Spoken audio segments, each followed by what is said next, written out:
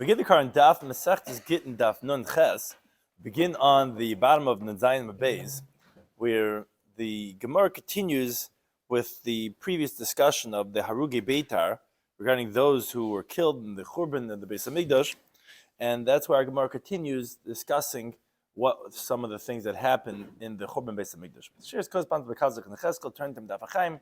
We're today's Daf. So discussing today's daf are sikrukin. Sikrukin was actually why we got into this whole conversation in the first place of the Churban Beis Hamikdash, because one of the Tikkun Oilams, which was all these Mishnayos, was discussing sikrukin, which was related to that of by Titus Harasha when they had by the Haruga Mulchama regarding if there were this sikrukin. Sikrukin is from the word sa karka zeh v'anechuni. Take this land and just leave me, let me survive, which that's what the Mishnah had discussed. Lakach misikrukin. We said if you buy from a sikrukin, this guy who extorted this land, then you buy from the homeowner. So we say the mekach batal. We say the mekach is going to be batal, is going to be null and void, because what happened is you bought from this guy. The homeowner has no choice but to sell it to you because the guy's going to come right back on you. So therefore it's batal. But Bezin Shalacharei Amru, the later court said, halakech misikrukin. If someone buys from sikrukin, then noisel about the revia. Then what actually is, you get to keep it, but you have to give the owner a quarter. And the reason for that is because that's how much cheaper you got it from the Sikrukin who had gotten it through extortion. Which Rabbi Shloimy Schwartzberg Benimnu was explained that if Shasa B'fnei Sikrukin Shnei Masach Chodesh, if it's by the Sikrukin for 12 months, then Kol HaKodim Likach Zacha, then actually you don't have to let the original owner get it back. Whoever wants, because he kept it there for 12 months. But you still got to give the homeowner a quarter, because that's how much you saved. The Gemara brings a machlokes regarding bishtar. What happens if it was sold with a document? Would that change the halacha? And also, nice in the Bible Rabbiya, this that we're saying that you give the owner a quarter. There's a machlokes on the Ram how to qualify that quarter, milgav, malavar, from internal, from external. So we begin the current daf nun zayin is the bottom line, where the Gemara continues with more details of Churban Beitar, which that's the last thing we had been discussing. So Amar Rabbi B'chanam Rabbi Yechanan, this is our bam saw, as we continue to type of Nanchas Amid Aleph, 40 saw, which is a measurement of kitzutze tefillin. So Rashi says kitzutze is just the box of the tefillin, besides for the straps. Nimtzu b'roishe haruge beita. 40 saw of the boxes of tefillin were found on the heads of those who were killed in Beitar. Talking about a large quantity of tefillin. Rabbi Shmuel, he says, actually, meaning he's trying to say how many people, but counting it by the pairs of tefillin, he says, shalish kupais, 3 boxes, shal arbam sa. So basically that's 3 times 40, which is 120 sa. So, but he just says it was 3 boxes, and from those boxes you had a total of 40 sa in each box. Or b'masnita, and Bryce was taught some total, but arbam kupais, was actually 40 boxes, shal shalish sa. Each box had 3 sa. So basically, both hold that there's 120 saw. So the Gemara says, wait a second, there seems to be machlekes. Rabbi Bar Chana said that there was 40 saw of tefillin. These 2 different versions both come out, whether it's 3 barrels of 40 or 40 barrels of 3, is 120. So was it 120 saw or 40 saw? Says the Gemara, it's not disagreeing. This that we said that it was 120 saw was the reisha, the tefillin on the head, which are large, because you have, in our tefillin sharash, you have 4 batim, you have 4 compartments for every one thing of tefillin, which are 3 times the amount of the 40 saw of hadadara of the tefillin shal yad, which Rashi wonders. He says, wait a second, if there's 1 compartment in the tefillin shal yad and there's 4 compartments in the tefillin shal rosh, so why is it only 3 times the amount? It should be 4 times the amount. Says Rashi, no, it's not the case, because the 1 compartment of the tefillin shal yad is still bigger than the 1 compartment of the tefillin shal rosh, because in the tefillin shal yad you're putting all the 4 parashas in 1 compartment. Tefillin shal rosh you're putting 1 parasha in each compartment. However, still the form of the tefillin shal rosh, since you have to separate the different compartments and you have to give room to put into one thing, so therefore you're gonna have to make it wider. But again, it won't be 4 times the size. It's only going to be 3 times the size of tefillin shal rosh over the tefillin shal yad. So again, that's why there was a discrepancy in the measurement of the tefillin that they found on Harugi Beitar. Now, continue regarding this idea of the Churban Beis Hamikdash, Amar Abasi says, Arba kav and moyach. There were 4 measurements of kav, of brain, that were nimtzu al even achas, were found on one stone by the Churban Bayis Rishon, by the destruction of the first Beis Hamikdash.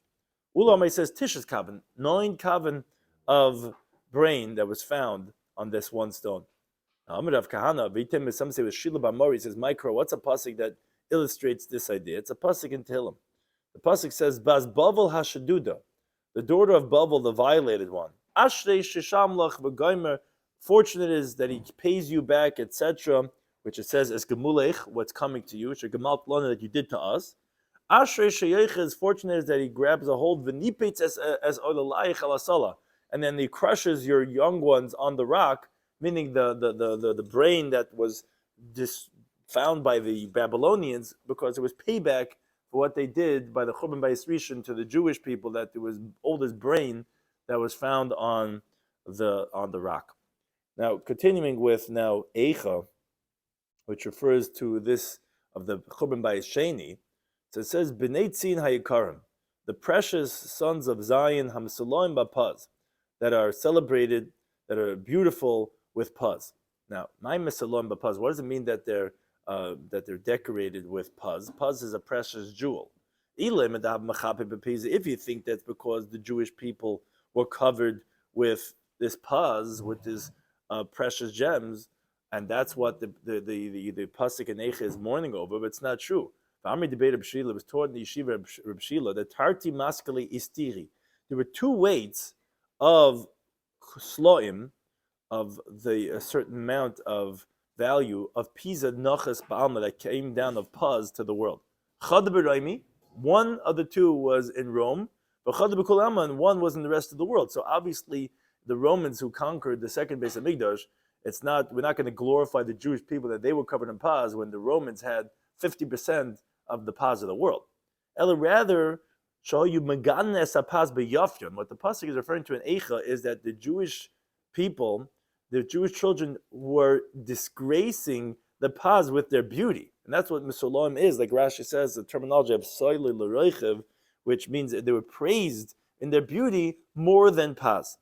Which, as the Gemara illustrates, that Meikara in the beginning, Chashivi de Remoi, when the noblemen of Rome have an akiti bilyoina de gushpanka, they would take beautiful images that they had on their signet, on their seals, on their rings, umeshamshi arsayo, and they would have marital intimacy facing that ring. And the reason was because they wanted to impregnate facing that beautiful image so that you'd have beautiful children.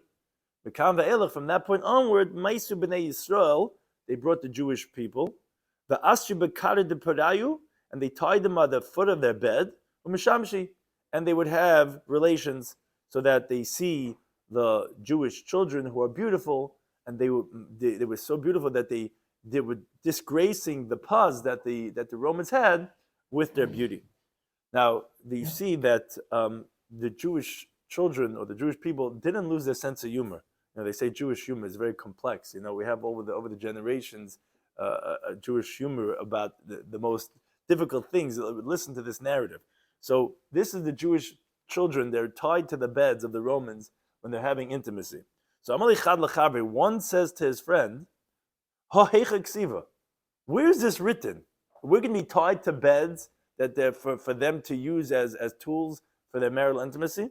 So Amali says, Pasuk in Devarim, says, Gam kol choli v'chol makah, says, because every illness and any wound, it's not written in this Torah scroll, says the Teichacha, the rebuke in the Torah, that the Jewish people are not going to keep the Torah, you're going to get even what's not even written, mamash machla, makah, that's not even written in the Torah. So it says, this is it. It says, this is what we're getting right now. This is being tied to the beds for the Romans when they're having intimacy. So Amar, so the other one says, how far is that from where we're holding right now in learning Chumash? Because I didn't get up to that pasuk yet. So Malay says, Ingat, a little bit, pustu palga, mamash like a column and a half, the next daf over, it's like, you're almost there. So Malay says to him, if I would have gotten up to that, I wouldn't need you. I would already know myself that does pshat in the pasuk. So this is the conversation they're having, with with this terrible thing that they were going through with the Romans. But again, that's because their beauty that they disgraced their pas. Additionally, the Gemara brings Amr Rabbi Yehuda, Amr Shmuel, Meshum Gamliel. The name of Meshum Gamliel. Maidach wasn't in the pasuk in Eicha. Eini oilolo nafshi. My eyes are grieving for my soul. Mekol b'nais iri, from all the daughters of my city. So Arba Meyas Batikinesias. There were 400 shuls Bekrach Beitar. In the city of Beitar, there was 400 shuls. And each one Arba Meyas Malamdi Tanakis. There were 400 Malamdim, 400 teachers of children. And in every single one, of Arba Meyas Tanakis Shabbos Rabbin had 400 children. And each one had 400 teachers. And there were 400 of these shuls in Beitar. If an enemy would enter over there, so they would stick them with their sticks, because there were so many of them. You come into a shul like that, they just stick with your sticks and no one can enter into over there. But when the enemy overpowered and conquered them, they wrapped them in their scrolls, in their svarm, and they lit them up in fire. That was by the Churban of Beitar.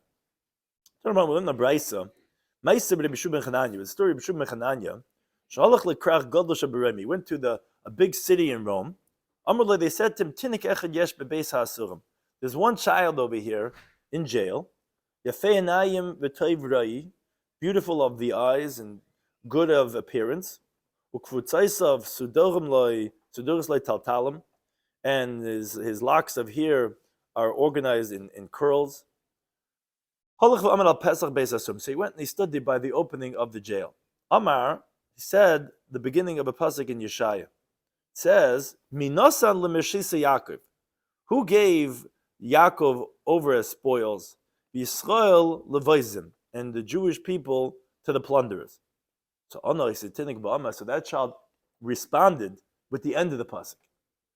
Haloy Hashemzu, behold, it's Hashem. That is, Chatanu, we sent to him. They didn't want to go in his path. And they didn't listen to his Torah. So Amar, so Shimon Chananya said, Maftachani boy, and everyone discusses what exactly was the exchange over here, but you definitely see, although he's saying the first half of the pasuk, which is Nebuch, look what we have over here, he responds, what do you mean? We didn't follow in his way. He says, Maftachani boy Shemoy Rabbi Yisrael. He says, I'm confident in this one that he's going to ultimately be a ruler of teaching of Torah to the Jewish people. Havoida, I swear by the service, I'm not going to leave him until I redeem with whatever money they tell me that I'm going to have to pay. Which Taisa says, although we know, we learned previously in this Masechta that you're not allowed to go ahead and redeem for too much money. He says when there's a sakana of nefashis, then you're allowed to redeem captives even more than what the value is. And he says another pshat is muflik b'chach mahaya, because he was incredibly wise, so therefore there could be exceptions to the law, to the rule, and therefore he says, whatever money it is, I'm going to redeem this kid. Some of they said, they didn't leave him there until redeem him with a great amount of money. And it wasn't long in coming until he was a big teacher of Torah in the Jewish people. Who is it? Rabbi Shmuel ben Elisha. Shmuel ben Elisha was this child. Now, once we mentioned Rabbi Shmuel ben Elisha, we mentioned a well-known story of his children. Rabbi Yehuda Merav says, "Ma'isa bebitoi bebnoi bebitoi Rabbi Shmuel ben Elisha." We say this in the Kinnis. The story with the son and the daughter of Rabbi Shmuel ben Elisha. Shenashbu l'shnei adonim, that they were taken as captives by two different masters. Liyamim, or it was days later, nizdavgu shnei b'makam echad. Both of them, these two masters, met each other in one place. This one says, Yeshli Eved, I have a slave, Shenki Yafya b'chalolim, there's no one as beautiful as him in the entire world. This one says, Yeshli Shefcha Shem b'chalem kula kiyafya. I have a maidservant that there's no one in the world that mamash as beautiful as her. They said, Boy, ibn Nasim Zelazah. You know what? Let's make a plan. Let's marry them off. And let's split the children. Imagine what type of children we're going to have. We're going to have the most beautiful models in the world we'll get from these two incredible Jewish slaves. So they brought them into a room. So this son of Shmuel ben Elisha, he was sitting in this corner. And she was on one side, and he was sitting in the other corner.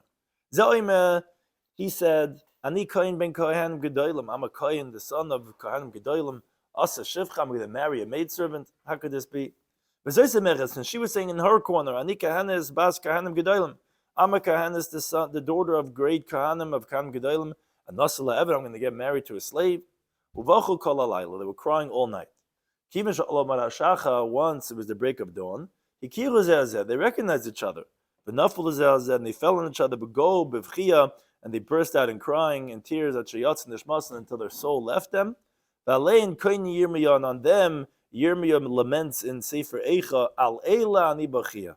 On this I cry, Eini yardamayim, my eyes, come forth the water. Amr Shlakish. Shlakish has another terrible story. Ma'aseh Isha Achaz, the story of one woman, but Tzafnas Bas Peniel Shema. Her name was Tzafnas Bas Peniel. Why was she called that? Tzafnas is because Shakol Tzafin B'Yafi, everyone would gaze at her beauty. And Bas Peniel, because Bita Yishal Kohen Gadol. She was the daughter of the high priest. Sheshimish Lifnai V'Lifnim. So Peniel is Penei Kel, in front of God, because he went and he served in the holiest of the holies. So here, his daughter, Shenis Alba Shaboy Kalalayla. So the captives, they went and they fooled around with her the whole night. The next day, Hilbisha Shiva Chalukim, they got her dressed up with 7 different robes. And they took her out to sell her. Ba'adim Echad, so it came along one person, a very disgusting person. Amalai said to him, show me her beauty. I'm not just going to buy her, I want to see her beauty. So Amalai said to him, Reika, empty one. If you want to take. There's no one like her beauty in the entire world. Amalai said to him, Afapikin, even so. So if Shita Shisha Chalukim, they took off 6 of the robes. B'shvi Krada Asa. And the 7th one, depends on the girsa, either he tore off or she tore off. But when the Spal Sheba Efer, she just threw herself down in the ashes. And Amr Lefanav, she sent in front of him, in front of Hashem, Rebbeinu Shalom, Master of the world. If on us you don't have compassion, but al Kedusha Shimcha Hagibar Lama Leitachas, but on your holy name, the mighty one, how can you not have compassion? Because where is your might of your people? And it's on her that Yirmiyah laments in Sefer Yirmiyah, Bas Ami, the daughter of my people. Chigri Sak, girdle yourself with a sackcloth, Vispalshi Be'efer, and roll around in the ashes. Evil Yochid Asilach, an individual mourning, I will make for you. Mispa Tamurim, a eulogy of bitterness. Ki Pisim Yaveh Hashaydid Alena, because suddenly the plunderer comes on us. Says the Gemara, Alech Aleinem, it doesn't say on you.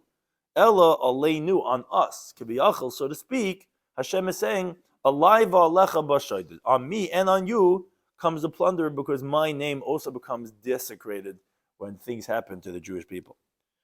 Now, the Gemara talks about now the Gemara of the Din. What actually made the Churban Beis HaMikdash happen? So though we spoke about Kamtza B'Kamtza, we spoke about these 3 different stories of that Ashrei Adam Mafachet Tamid, but what actually sealed the deal?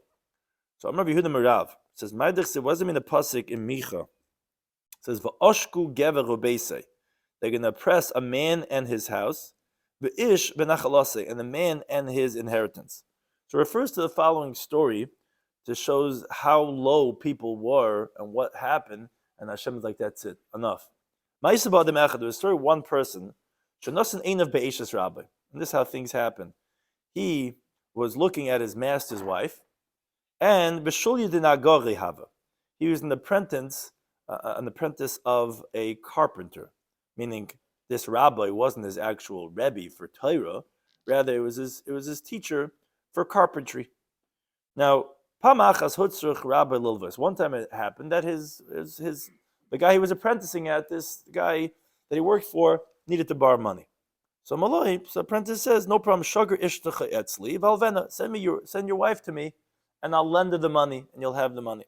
So shigur ishta etzli. So the guy sent his wife to him, and shoyima shleishiyam, he spent 3 days with this woman. And you remember, this is because he was lusting after this guy's wife. So kadam, so he got up early, the owner of the shop, Oboatzle, the carpenter, and he comes to his apprentice. Amalei says to him, Ishti shishikarti lach, my wife that I sent to you, Heichen, where is she? So Amalei said to him, Ani pertarti al altar. Wait a minute, I sent her back right away. I don't know what you're talking about. I did hear that the young children were fooling around with her on the road. So Amalei, the carpenter, said to his apprentice, Ma'asa, what should I do? Amalei said to him, look, if you listen to my advice, Girsha, you got such a wife, you got to get rid of her, you got to divorce her. Amalei said to him, but she has a huge dowry. I'm going to have to pay out. This guy just borrowed, he had to borrow money for his shop. And he's like, I got to pay out all this. So I said, Amalei, no problem. I'll lend you the money, but give her the ksuba and be done with this woman. Someone said, Girsha. So this guy got up and he divorced her. Halachu v'nasa. So this apprentice went and married his wife. Now, since time came to pay up the debt, he didn't have what to pay up. Amalei said to him, he says, now work for me for the debt that you owe me, that money that I lent you. So they, the apprentice with the carpenter's old wife, they were sitting, eating and drinking. And he was standing there and serving them drinks. And the tears were falling out of his eyes, and they were falling into their cups that is pouring them to drink. It was at that moment that the heavenly decree was sealed, because of stories like that. Some say it was al shtei pesilis b'ner echad, which is a metaphor for 2 wicks in the same lamp, which, as Rashi tells us, refers to Eshesesh, where you have 2 lamps, and you have 1 lamp, which is with 2 wicks inside that are taken from the same oil, which is obviously a metaphor for marital infidelity, where there's relationships with a married woman. Those are the things that cause the Gemara din of the Churban Beis Hamikdash. That ultimately concludes the Gemaras that are learned on Tisha B'Av, and now we go back to the halacha of the Mishnah, which really got us started on this whole topic, which is lakach min hasekroikin v'chulu. We said that there was no sekroikin by the period of Titus Rasha, which got us into that whole conversation of who he's one who destroyed the Beis Hamikdash, and then we said that after that time period, yesh basikrukin, when it was against the law for an Akim to kill a Jew, but it was still common for an Akim to threaten a Jew with his life unless he relinquished his property. We said, okay, then there is the halacha of sikrukin. Now, at first the halacha was, as our Gemara quotes from the Mishnah, lakach misikrukin. If you buy from the sikrukin, the guy who extorted the property from the Jew, and then you buy from the original Jewish owner, mekre batal, because the land did not belong to the sikrukin, since it wasn't. So the Gemara is actually going to discuss this halacha. But we said in the Mishnah that there's a difference between if you buy from the sikrukin and then the balabais. Then we said mekre batal, and then we said that if you buy from the balabais and then sikrukin, then it's going to be valid.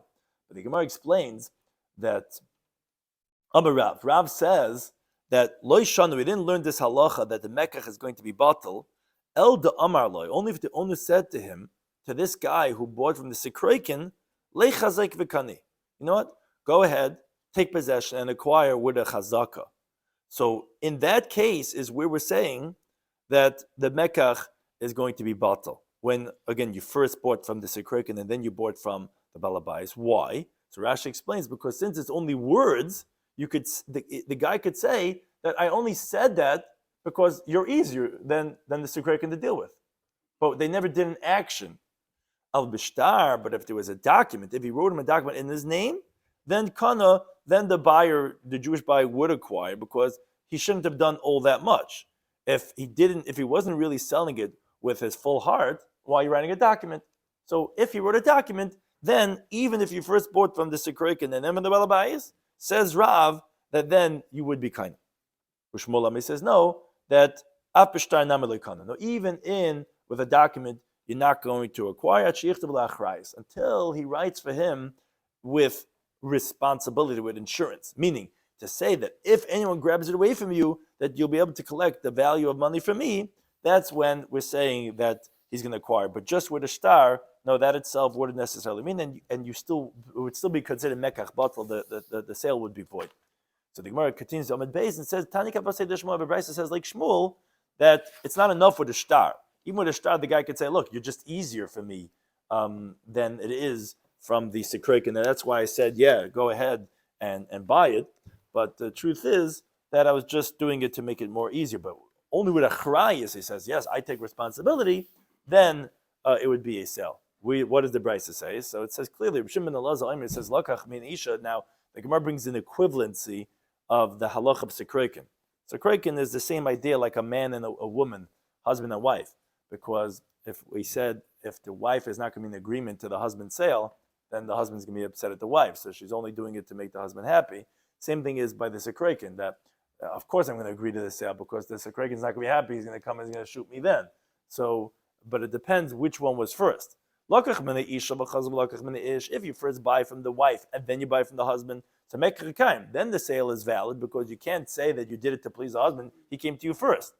So, and that's the same thing with the Sikrekin. If you first went to the Balabais and then you went to Sikrekin, so then, yeah, that would be also valid. But Mina Ish, if you went to the man first and then you went to the woman, Mekre Batal, that we said because she could say I was just doing it to please my husband,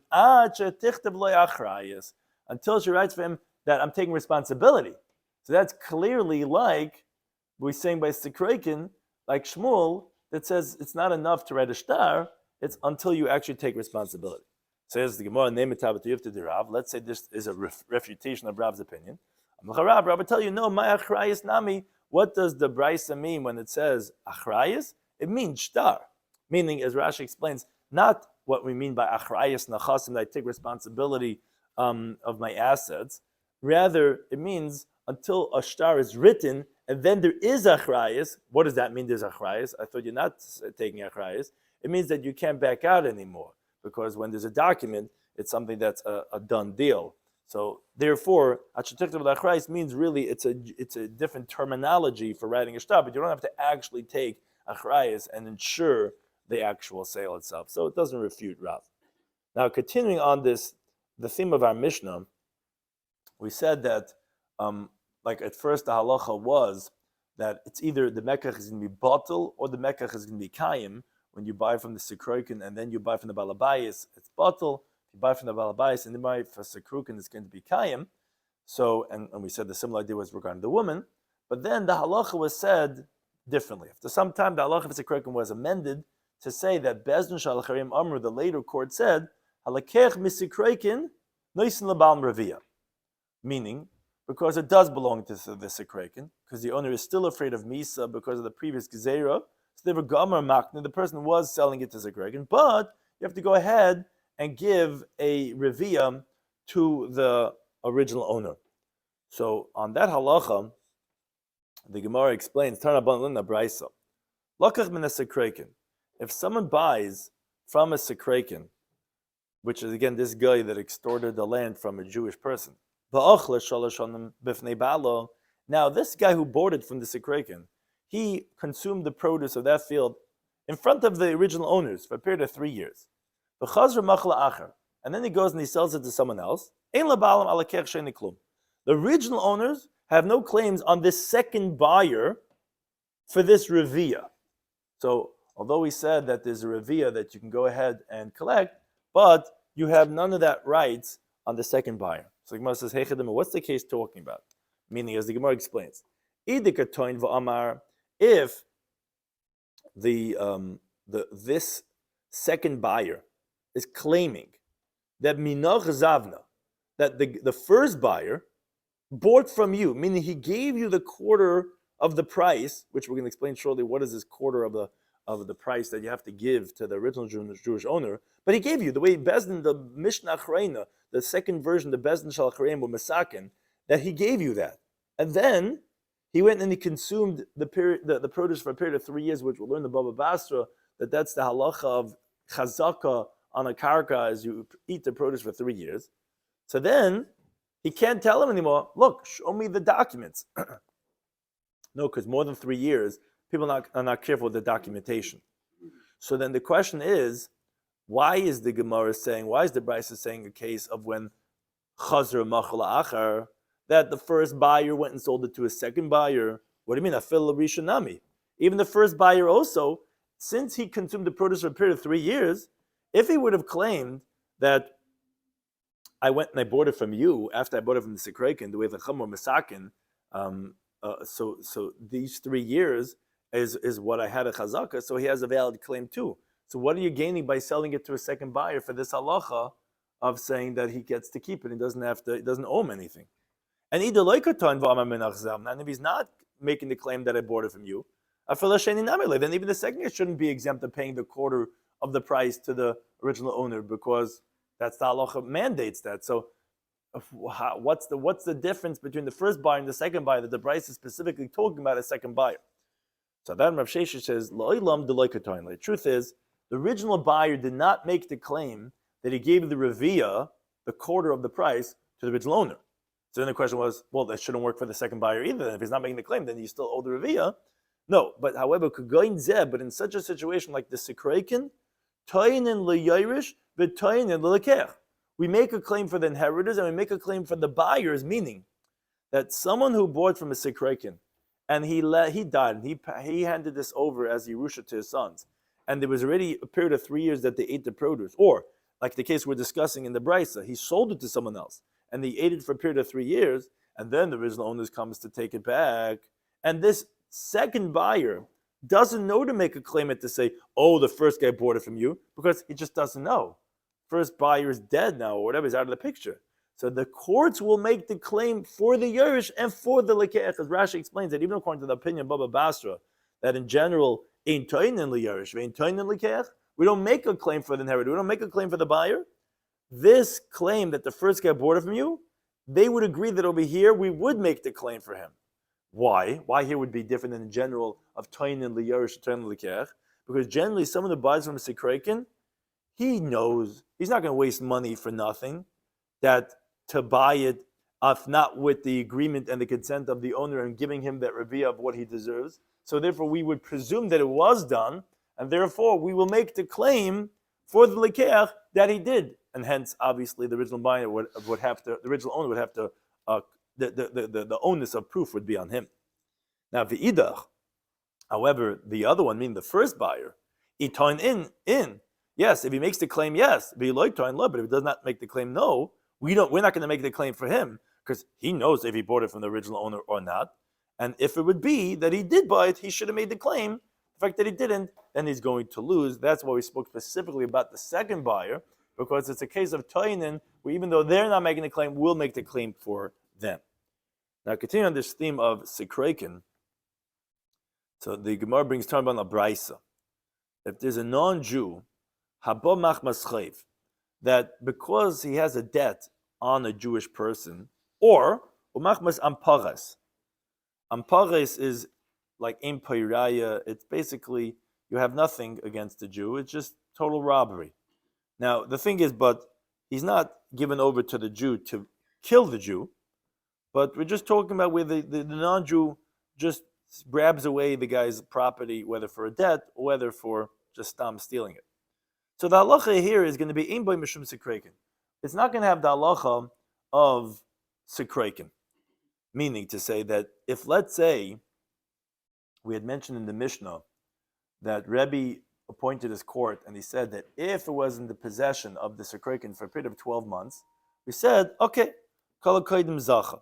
Whoever comes could take it. He just has to give it to the Baal Maraviyah, because that's proof that the owner was afraid of the sikreikin. Why didn't he try to get it for 12 months? So Gomer Makni, obviously he was Makni it to him, and therefore, yes, if you buy from the Sikreikin, if he had it for 12 months, then you can go ahead and keep it. That's what the Bryce is coming to say. However, that regarding if the non-Jew took it only because of a debt, or because of just stealing it, that you're not going to have Sikreikin, even if it was by the non-Jew for a period of 12 months, to just give the quarter of the price to the owner, the way the Chamor Mesakin, and then hold on to the property. No. In this case, you would have to give back the property for free. As Rashi explains, because by Sikreikin is where we said that Chazru B'Nimnu, that Rebbe's court, they had made a decision that since, obviously, you really conclusively, because of the threat of death, you were like, yeah, take it. And you really meant it because you wanted to survive to make it through the day. Now, that's even after they made a decree that whoever kills a Jew will be killed. Still a little afraid from the original decree, which was if you don't kill a Jew, you're going to be killed. And if not, like we said, whether you get 4 zuz or you pay 4 zuz, whichever that was. But the end proves that obviously you left it by him for 12 months and you didn't scream. So therefore, he said, okay, you obviously were giving it to him and you meant it. That's why you're not trying to get it. So therefore, that's whoever buys from that Sekrekin only has to give the Bailam a quarter of the price, because the Rabbanan knew that the non-Jew definitely sold it to him at a discounted price. He got it for free at a cheaper of a quarter. Not so much yish. It sounds like that's just proof. It proves that you really meant it for him to keep. And not so much yish. It's showing us that when you gave it to him in the beginning, because why you're not trying to get it back from him? Because you meant it. Oh no, so that's what it's saying. No, by the Sekrekin, it's not so much a Goslin. The guy was afraid for his life. Sekrekin is afraid for his life. And it's like, yeah, I'm not trying. That's why it's been there for 12 months. And therefore, you're allowed to go ahead and keep it. But in this case of Haba Machmas Chayv Machmas Amparis, the guy wasn't Gomar Makni. He wasn't like conclusively leaving it by him. Now, if he wasn't conclusively leaving him, why is it 12 months already that he left it by him? That's because he just didn't get an opportunity to force him. So therefore, the sale was not a sale at all that the non-Jew gave to the Jew. And therefore, if you bought it from him, you would still have to give it back to the Jew. The guy was never miyayish. He never sold it. He never gave up on his field. Now, says the Gemara, so then the Brisa continues and says, V'amparas atzma, Amparas itself, tzricha shetisha, requires that it be held in the hand of the non-Jew for 12 months. Meaning, because if not, if it wasn't there 12 months, it has to be given back to the owner, and he gives him the money, as we learned in the Mishnah, that if the owner has money to pay, so they come before everyone else. So the Gemara says, wait a second, you just contradicted yourself. Didn't you just tell me that there's no sikroikin when the non-Jew takes it because of amparis, which is just stam gizelo because of a chayv? So 12 months is only mentioned by sikroikin, because by amparis, you said it's given back to the owner without any money, and that's always. So what are you talking about this 12 months for amparis? Says Gemara, no, you're right, hachikama. What it's supposed to say is, as Rashi has in his Divrei Maschil, amparis ein b'mishum sikroikin. Truth is that there is no sikroikin by amparis, because whereas by sikroikin we say yes, whoever buys it gets to keep it. He just has to give a quarter to the original owners. By amparis, that without any money you have to give it back. And sikroikin atzma is what it's supposed to say. But for sikroikin itself, that we say that the guy who buys it does get to keep it, that's what's saying it has to be that it was at least 12 months by the sikroikin, and only then can you go ahead and buy it and then give the owner a quarter of the price. Because it wasn't 12 months yet, that's not proof yet that this guy was giving it in the medium of sikroikin, that he was afraid for his life, because maybe I'm going to go get it back, and therefore that's why it would have to be 12 months. But that was not on the case of amparis, that was the case of sikroikin. Now, continue on this theme, Amar Rabbi Yisrael says, we have a tradition in amparis bebavel. Now, at this point, it sounds like, what does it mean there's no amparis bebavel? It means there's no non-Jews that extort Jewish land in Bavel for just amparis, just stealing their land. In other words, if a Jew comes along and he contests on his friend, he says, wait a second, this property that you bought from a non-Jew was mine and he stole it from me, he would not be believed because there's no amparis. No non-Jew would do that to just, without any proof, without any raya, take away Jews' land. It says, but we do see that there is. We see non-Jews will do that. They'll say, hey, this is my land. No, it's mine. Get off. This is my land. And they'll take it away from him. So how could you say there's no amparis? So the Imam rather says, no, ein din amparis bebavel. Doesn't mean there's no reality of amparis. It means there's no halacha to cause a loss to the buyer of the land to make the claim of amparis, which is the Bryce we previously said. My time, what's the reason? Why can't a Jew, if there is amparis, make the claim of amparis? Because even the ikebei davar, since there's courts in Bavel, V'la Azal Kabbalah didn't go ahead and complain. I could say that he pardoned, he was Michael, he was Meyayish, he gave up, and therefore you can't make the claim to the Jew, because if it was, you would have made a claim in court. The fact that you didn't is your loss. Now the Gemara brings the interesting story of Gidl Bari Eloi, illustrating this halacha of Sikrekin, which is Gida bar Eloi, that was his name, Kabel Ara Betaska. He received land regarding the taxes of the land, Mibnei Baga, from the people in the valley. Meaning, what's the Gemara talking about? So Rashi says their custom was like this: they would set a certain amount of taxes on the whole valley to give a certain amount per year to the king, and they would divide it amongst all the different fields in that valley, and each one would give a tax according to the portion that he had, and they would give it to one person, and he would give it to the tax collector.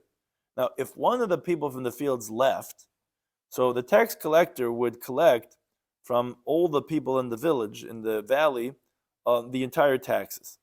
Now, what happened was, there was an owner of a certain property that left. So the people in the valley, who the entire tax was on them, now they're going to have to compensate what this guy took a sabbatical and he left on his field. So they gave it to Gidol, this person, to pay the tax because of the owner of that field, and then to consume the produce of that field.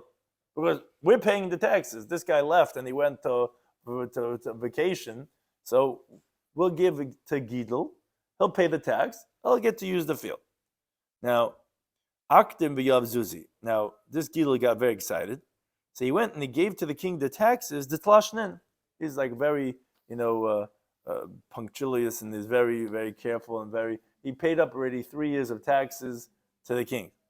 Now, L'Saif, at the end, Asamar Vasa Kamoi, the original owners came back to the field.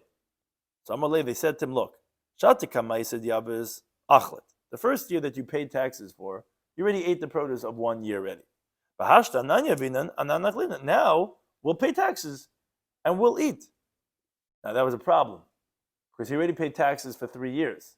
And after 1 year, they came back and he already paid taxes. So Asli Kamid Rapapa, the king from Rapapa. He thought he's going to write him a star from Bezdin to collect Abnei Baga on the people of the valley, from whose properties, what he gave already. Because Rashi explains the problem is like this: if the original owners would not have come to grab it away from him, he wouldn't have lost anything. But now that others are going to be consuming the produce, the king is going to take taxes from them, and it's not going to go on the cheshbon, because since there's a change of ownership, his taxes for the property is not going to work, because they're taking back the property. So it comes out what he gave for the next 2 years is a total washout. It's a loss, because they're going back to the field. So Rapapa thought, okay, they gave him the opportunity for this. He paid 3 years of taxes. Then now the people in the valley have to compensate him. So he said to Rapapa, if that's the case, a sisa, you're making over here the halacha like that of Sikreikin, which in the Mishnah Achreina, in the last version, they had said that he doesn't lose anything. We had learned that if someone buys and he gives to the owner what the non-Jewish seller had given him a cheaper price, or we said that, let's say the original owner had the opportunity to pay, we say that you have to give him back his money. So here also, this guy, this Gidol, is not going to lose what he gave to the king, and he's going to collect all of it. So essentially, he was telling him, like, you're considering it like the halach of Sikrukin. The problem is, as Rashi explains, here it's not Sikrukin, because the king only had on them taxes, and it was because of that debt that it was sold to this guy, and he shouldn't have prepaid for 3 years. So essentially, your Sikrukin is a tikkun olam, and we said that, okay, wow, the guy's not going to lose because of Sikrukin, but it's not a case of Sikrukin. You're making it like a Sikrukin, so it's not really the same thing as our sugi. It's like parenthetically being brought in that the remark that he made to him was like, oh, you're treating him like Sikrukin? What, this guy prepaid to? But he didn't have to. It wasn't like a guy's life was at stake. Well, what are you doing over there that you're making this takana? So Elam Rabbi Shloimy says, he left his money on the horn of a deer. Basically, it's a terminology like you shouldn't have put your money down the horn of a deer. Now it ran away. It's your loss, basically. No one asked you to pay 3 years of taxes. You're supposed to pay 3 years back taxes, not pre-taxes. And therefore, the fact that you did that was your loss. Yeah.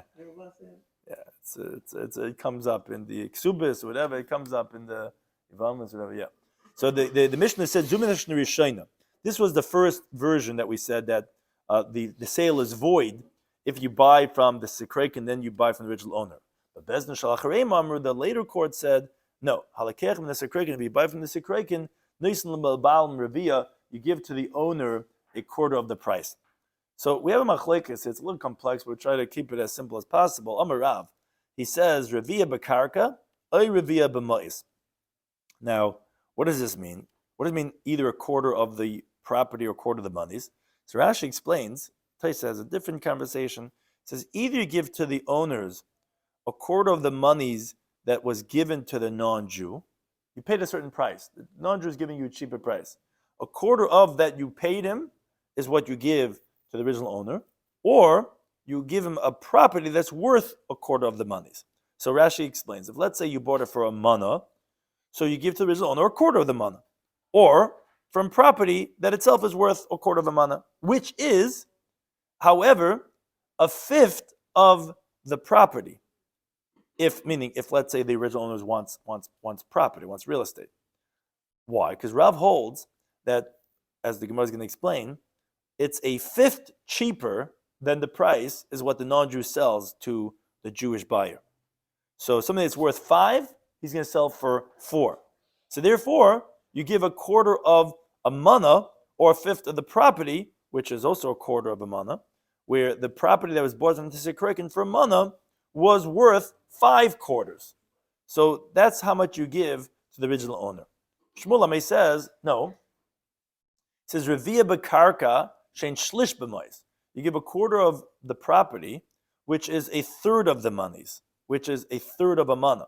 Because Shmuel holds that it's a quarter less that he gives on the price. So something that's worth 4, he sells for 3, which is a bigger discount. So therefore, this field that was bought for a mana was worth 4/3 of a mana, so to speak, if you could say that. So it says, what are they disagreeing about? Marasav Shmuel holds Nechi Reviya's oven, that he's selling it to you for a quarter of a discount. Marasav Rav held no Nechi Chumsh's oven, he's only giving you a fifth of the price of a discount, and therefore that would go into the differences about how much you're going to pay back to the original owner. Now, Mesa, the Gemara asks on Shmuel from the following brisa. The brisa says, Zu Mishnah Rishayna. The beginning, the Reisha of our Mishnah that said that if you buy from the Sikrikin and then from the original owner, the Mekach is bottled, it's void because he didn't really ever tend to sell it. But Bezin Shachal Reim, the later court said, no, Halakechem the Sikrikin, if you buy from the Sikrikin, Nisan Labal Revia, you give to the original owner as a quarter. The Yad Baal Al Yoina, and the original owner has the upper hand, meaning, Ratzu Bekarka, if they want to take real estate, they could take. Ratzu B'Mois, if they want to take monies, they could take. Now, Amosai, says the Brisa, when do we say this? Bizman She'im B'Yodan Likach. When they themselves don't have the finances to purchase the land. But if they have the purchase to buy it, they come first before anyone else coming to buy it from the Sikraikin. So Rabbi Haisha Bezim and the Rabbi subsequently appointed this court, and they came to account that, however, although the original owner has the first dibs, but if it was by the Sikraikin already for a period of 12 months, whoever comes first, he can merit it. Avol, and this is the point that's a difficulty on Shmuel, you give the original owner a quarter of the property, which again, both of them use those terminology, so that's not the difficulty, but it's oy revia b'ma'is, or a quarter of the money. That's difficult on Shmuel, because Shmuel had said that you give a third of the money, a shlish b'ma'is, and the Bryce seems to be saying clearly, like Rav, that it's a quarter of the money. Again, because according to Rav, you're only getting a fifth discount. A quarter is from the sum total. And according to Shmuel, you're getting a quarter discount. So you should be paying a third of the money.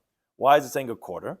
So Ravashi says, no, Kitanyahi, when did we learn this Bryce that says a quarter of the money is la'achar shabo mois? It's after the third of the monies comes liyadai to the hands of the original owner, like Shmuel. You're calling it a revia because 3/3 is what you gave to the non-Jew. And then you have this third, which in the sum total, we call this lavar and melagav, from within or without. So that's 4. And what the Brisa was saying, you give to the original owner a quarter of the property or monies, which is a shiur that it will be a quarter when you combine it with the portions that were given to the non-Jew and that of the owner, then that of the owner will be considered that of a quarter of the sum total, but really it's like Shmuel, with it says a third. That's Machlekes Rav and Shmuel. What is this review? I think it's any time.